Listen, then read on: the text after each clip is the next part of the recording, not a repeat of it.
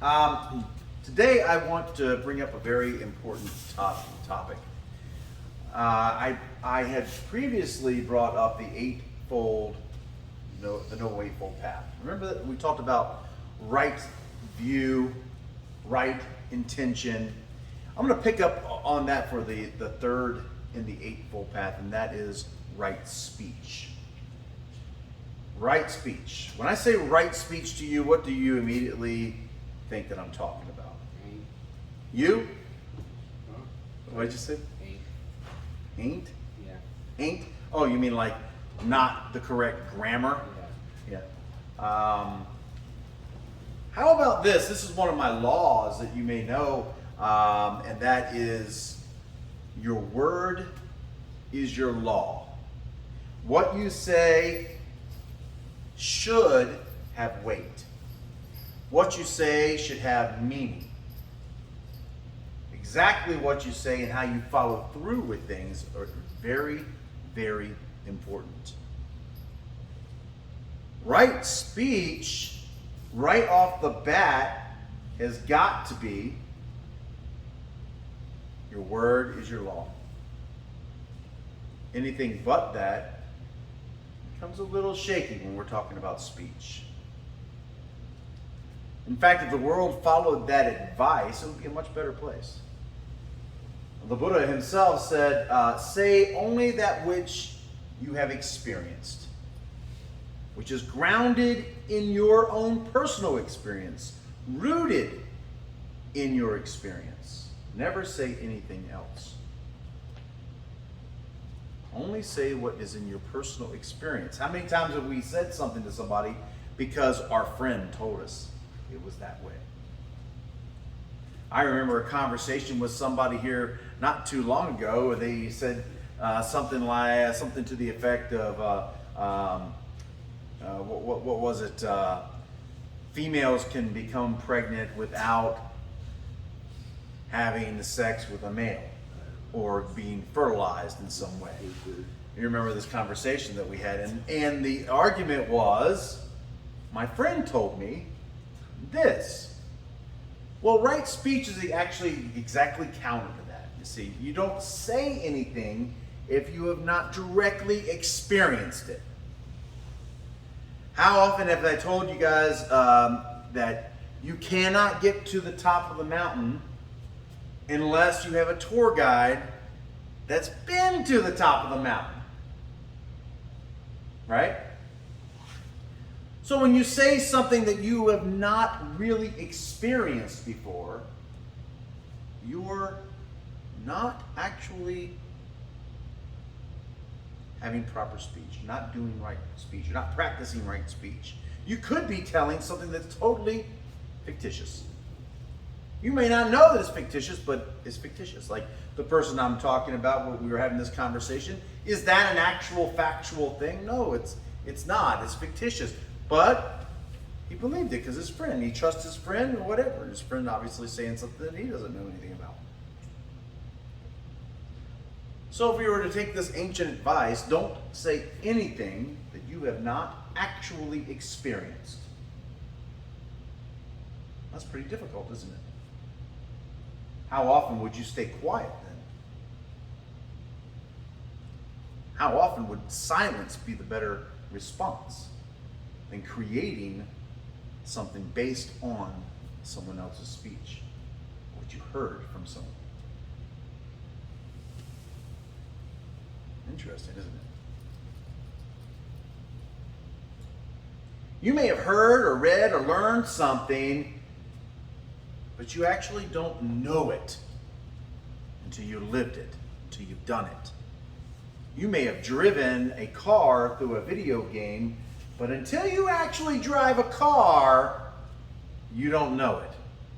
You may have learned it in a book and you can pass the test, but when it comes time to actually putting it in gear and going, it becomes a problem as you have no experience in it. Yes? Isn't it? Isn't that so? Same thing with everyday speech and what we say. Be careful with the words that leave your mouth. Make sure they are accurate. It's very important because we have something called the trust bank. The more you put into the trust bank, the more credit you build. The more you take out of the trust bank, eventually it becomes negative credit.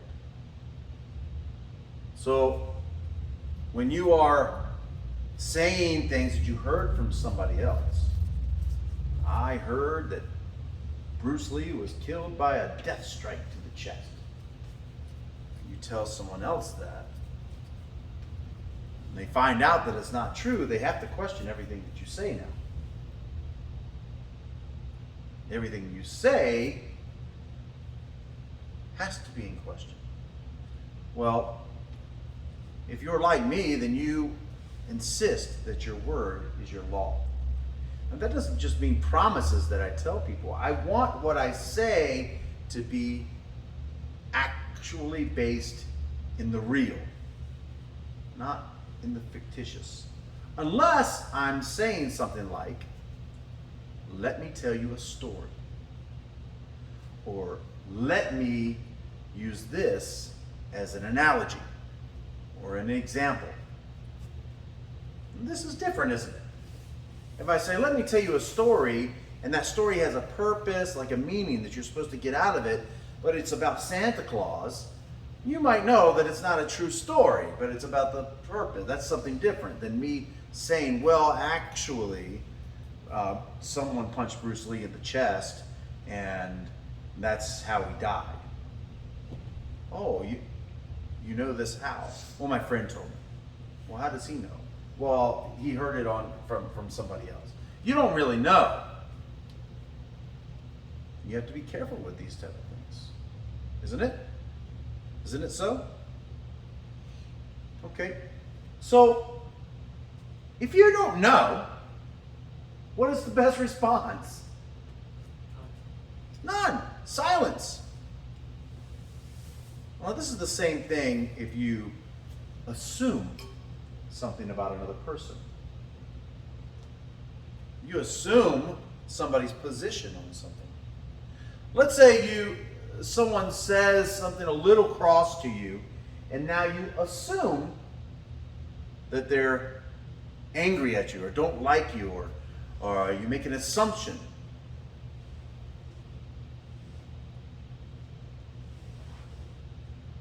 Isn't this the same type of thing? Not knowing exactly. Not being 100%. If you don't know, choose to be silent. Say nothing. Someone asked the Buddha once, they said, Buddha, how was the world created? And he was sort of annoyed by this. He said, what does it matter to you? He said, what purpose does it serve you? If someone created the world and you know about it, what does it matter? And he said to him, ask something useful.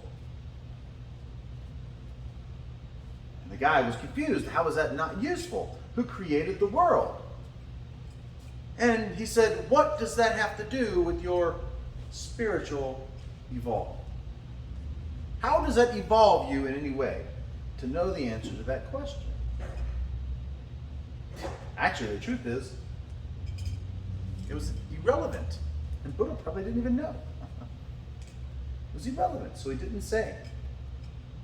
He kept quiet. There was this political guy who was giving a speech at an insane asylum. And he was going on and on and on, blah, blah, blah, blah, blah. I'm going to do this, blah, blah, blah, blah. I'm going to do that, blah, blah, blah, blah, blah. Kind of reminds me of a lot of our political people right now. This and this and this, blah, blah, blah, blah, blah, blah, blah. You just see it all coming out. You can practically see the bull crap coming out of their mouth as they're speaking. Just blah, blah, blah, blah, blah, blah. All the words coming out are brown and gross looking. Blah, blah, blah, blah, blah, blah, blah, blah. And the insane guy stood up and goes, Excuse me, for God's sake, won't you shut up and sit down? And the guy looked at the orderly. He says, I'll wait till you take him out. And he looked at the political guy. He goes, excuse me, sir, I'm not going to put him out. He hasn't talked in years. This is the first time he said anything that's made any sense. The guy talking a bunch of bullcrap. Even the crazy guy knew. Which, by the way, how often do you listen to things, garbage, that goes right into here? How often do you listen to criticism that goes right in here? How often do you listen to doubt and fear? And it sits in here. At least the crazy guy had the wherewithal to say, hey, why don't you sit down and shut up? We don't want to hear this bull crap. How often do people tell you a bunch of bull and you just listen to it?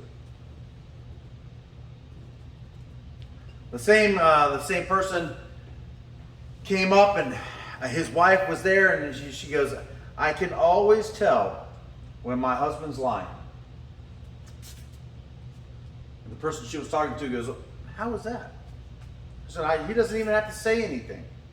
I just look from across the room, and I can tell if he's lying or not, because his mouth is moving. His mouth is moving.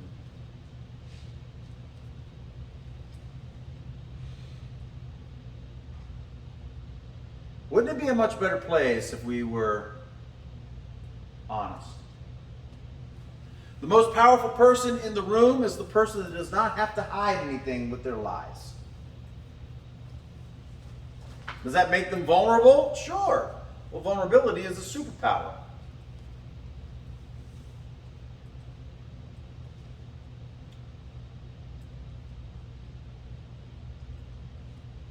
If you want to be powerful, be honest. Be honest. Keep it real. If you remember, I have 4 little rules. I call it my code. And that code is keep it real with yourself. Don't lie to yourself. Don't talk bad about yourself. Say things to yourself, negative to yourself, or even put yourself in some kind of illusion. And second, don't lie to other people.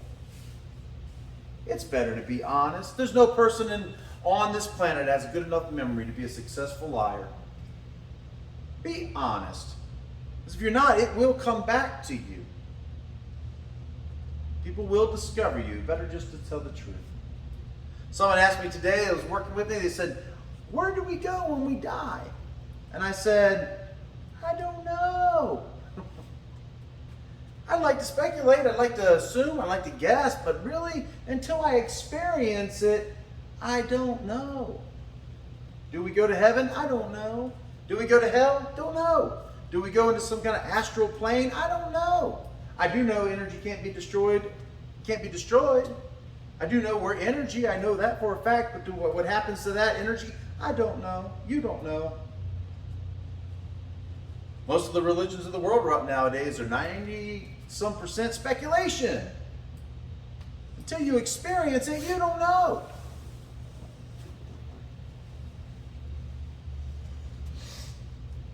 So, it's better to be silent. It's better to be silent than be that person that speculates. Better to be silent than be that person that they say something that's not true. Silence. They say silence is golden. Have you ever heard that saying? Better to be silent. There's power in silence. When you reserve yourself, keep yourself from saying things, what you say has a significant meaning.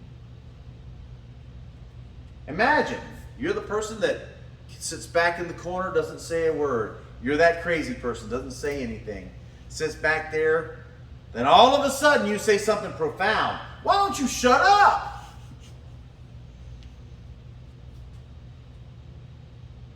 And all of a sudden they listen. By the way, right speech, we can go right into profanity.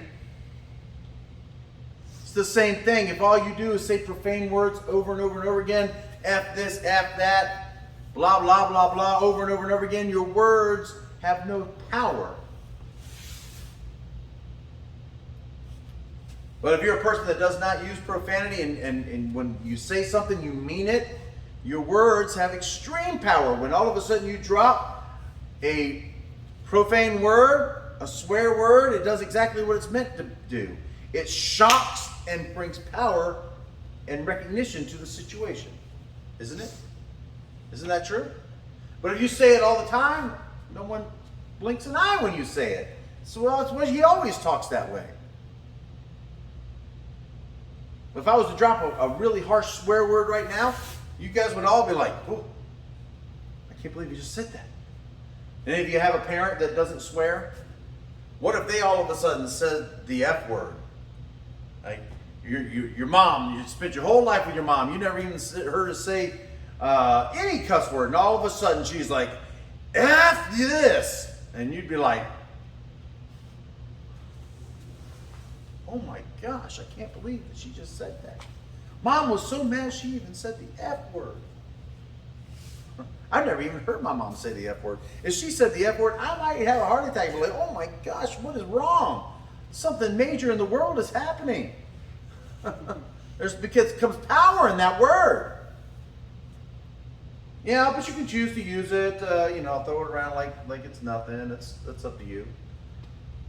But I like my words to have power. Right speech is about having power with your words. Being powerful by being totally honest. Making your word your law. If you say it, those people can take it to the bank. You're good with your credit. You're in a surplus of trust because your words mean something. The minute you're not using right speech, you go against that and people have to question you. They don't know if it's true or not. That's a problem. Starts opening up all kinds of doors like integrity and a bunch of other ethics that we have to talk about. But if your ethics are right, you'll have right speech. You'll be honest.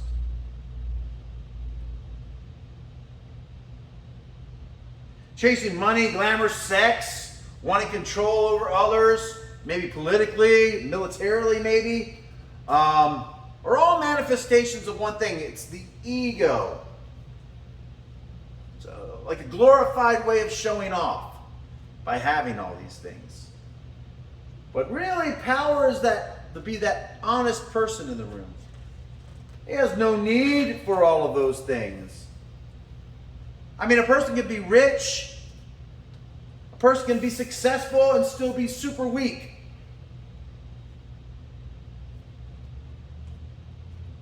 Money doesn't make you more powerful, it makes you more comfortable. And by the way, being comfortable too long is one thing that I consider an enemy. It's called complacency. Being complacent makes you stale. When you're stale, if you're water, you're dead. Comfortability is an illusion. Many people are victims of their own ego. And they crave to be special. They don't realize that you're already special in your own way, but what makes you really powerful, really special is if someone can trust you. If your word has weight, if your words have meaning. How powerful is that? To be that guy. If you say, I'm going to come up to you and I'm going to give you $10, they know it, they can take it to the bank, but then they can also trust you when you say, I'm going to come up to you and put this right foot on that left side of your face. and there's nothing you can do about it. A la Billy Jack. You guys don't know that movie. Never mind. It's hilarious. You should watch it. So you could take it to the bank. And actually in that movie, Billy Jack just did that. The guy was like, "Oh, really?" He's like, "Oh, yeah, really." And then all of a sudden, the right foot came across his left cheek. And the guy hits the ground. There was nothing he could do about it. So, question. Yeah. You don't give us each 10? Huh? You don't give us each 10? No. Or just one person? No, none of you. You said you would, though. No, I didn't. I said, if I said that, you would know that you could take it to the bank. I didn't promise $10. In fact, you probably know that I do exactly what I say I'm going to do. If I say it, I do it. Unless God himself stops me. And that's why you guys know you can trust me. Because I will tell you the truth. And I will tell you whether or not it's going to happen or not. If I don't know, I'll tell you. You know what we don't realize is that the ego is actually a lot easier to discipline and control than giving in to all of the crazy demands it puts on us all the time. It creates a demand for us, so we feel like we have to lie to make ourselves feel special, important, all of these things. It's much easier to actually just discipline your ego so you're in the truth. Yes, you're more vulnerable, but people respect that. Yes, you look like you're weak, but it's actually you're not. You're actually really strong to be vulnerable. You might hurt somebody's feelings, but what, do you want to lie to them just so they feel better? You're contributing to the state of illusion. You're contributing to what I call the matrix world. You don't want to be that. You don't want to be that person.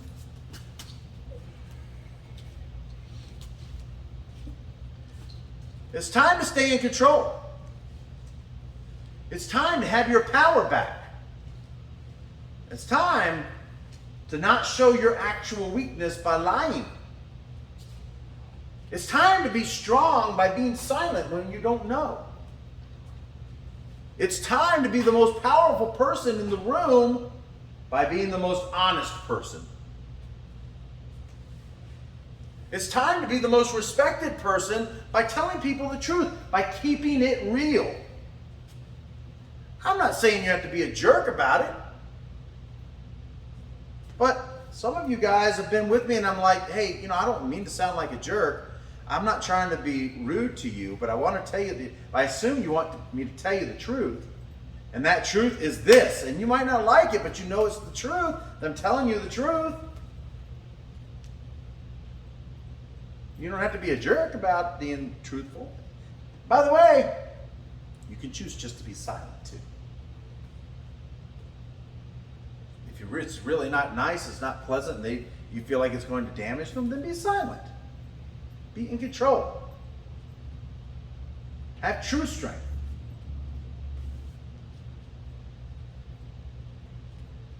Ultimately, you want to become the warrior sage. By remaining composed. And remaining silent if need be. Not lying to yourself. Not lying to others. Not lying to get ahead. You'll never get ahead that way. Not telling stories to make yourself feel better about yourself. That's just an ego trip, man. There's nothing attractive about an ego trip. No lying about your success when you don't have it. Again, just showing off, another ego trip. Don't lie about your failures. In fact, fail. And fail often. I've said that before. It's where you learn. And it's okay, by the way, to fail. Set yourself right with the people that you have lied to. Make an amends. Hold yourself accountable. In fact, take extreme ownership of your mistakes. That's super honest. You make a mistake at work, own that mistake. It's It's okay. It's all good. Make a mistake with your loved one, own it. No need to lie. Own it. We all make mistakes. We're human beings.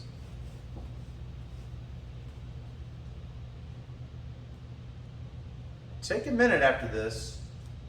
Think about some of the lies you've told just today. Could be little white lies. Someone said, "How are you doing today?" And you said, "Oh, I'm good." But really, you're not good. Why are you even saying that you're good? That's a social norm.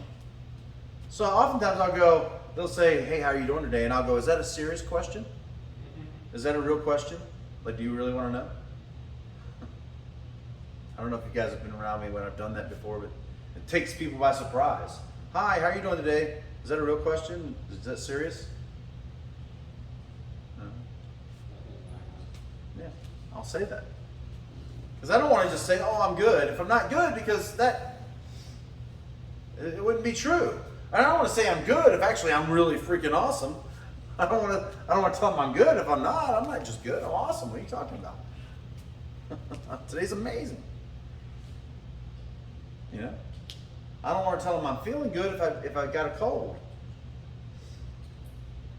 You know what I mean? I feel great, but my back hurts really bad. And so I'm going to lie to them?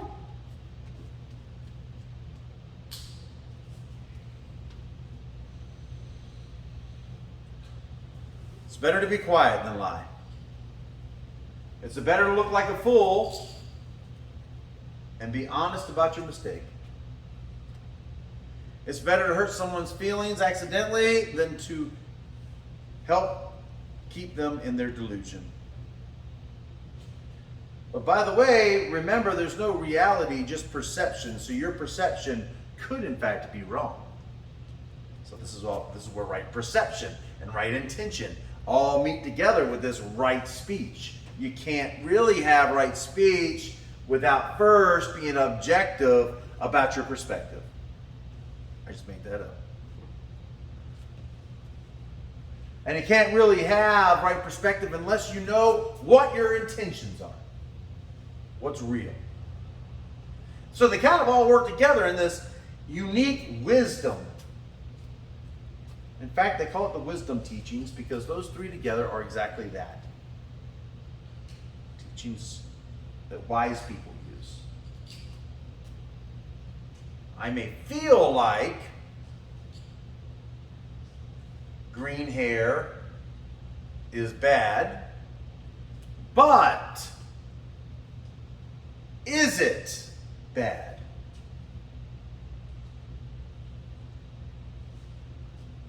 Well, now we're talking perception. And for me to say this to a person, what's my intention? So we have to have all. Both the right perception, the right intention, and the right speech. Isn't that true? Yes? So my friends, make your word your law. Make your word your law. Okay, thoughts? Questions? Comments? I liked the don't say anything unless you have directly experienced it. That was my favorite part. Yeah, don't say anything unless you directly experience it. You might think that horseback riding is great, but if you've never been on a horse before, you really don't know. You know, you might think that riding in a spaceship it's going to be awesome, but you might get up there and throw up all over the place. You don't know. So until you've actually experienced something, don't say it. It's better to stay quiet. It's like, you know what, I don't know. I've never ridden a horse before. I don't know. Makes good sense, doesn't it? Anybody else?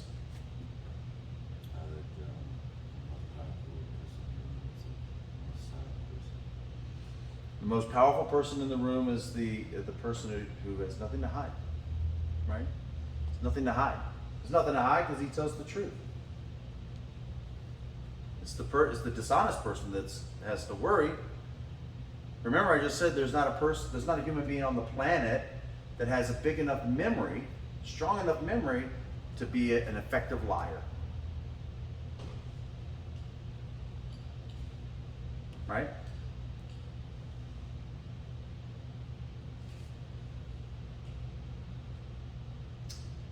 Okay. So, thoughts, comments? Nothing? That's it. Are you a liar? If you are, stop it. Stop lying. Stop being a liar. Take control. You're better than that. You're more powerful than that. Or you can be. Stop lying. Piece of cake, right? Not really. Saying stop doing heroin if you're a heroin addict. That is like saying stop doing heroin if you're a heroin addict. Yeah, because it's easy to tell a lie. And most of the time it's little white lies what people tell. Well, what if you stopped even telling white lies? Woo! Man, you really have nothing to hide. I mean, what did you do last night? I went home and I had a great night. Or you might go, I went home and I cried myself to sleep because my life was really hard right now. That would be more accurate. I mean, that might be more accurate, you know. I'd rather somebody say that, because then I'd be like, oh man, well, is there anything I can do to help? And if you were honest, you're like, you know, I appreciate the sentiment, but really, there's nothing you can do that is going to fix my problems. That would be honest. So keep it in mind. Okay, so do me a favor while you're sitting here, go ahead and take a little bit of time and journal about you being honest. I want you to get your notebooks out. I want you to work. I want you to, you know, process that thought. I want you to write down about being honest, how you can be more honest, how you can make amends to people that you have not been honest to. Write down some of your biggest lies. I'm not going to look at it, don't worry. Write down some of your biggest lies and how you're going to make an amends. How are you going to become a more honest person? How are you going to utilize right speech? Really give it some thought. It's important, believe me. If you do this, if you take right speech and you apply it, it will change your life. Take all three of them that we've already talked about. Right perception, right intention, right speech. Okay? Okay, grab your paper. I'm going to give you about 20 minutes in here and work on it, okay?